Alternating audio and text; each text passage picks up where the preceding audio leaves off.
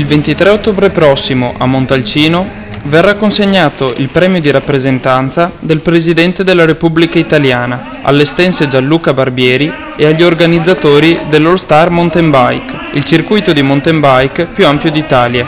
Il merito di questo premio è l'idea dell'ultima gara a cui parteciperanno i migliori bikers italiani.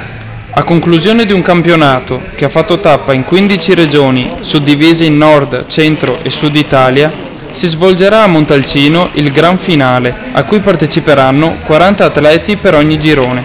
A questi, a seconda della loro provenienza, verrà consegnata una maglia verde, bianca o rossa, così da creare un enorme tricolore per festeggiare i 150 anni dell'Unità d'Italia.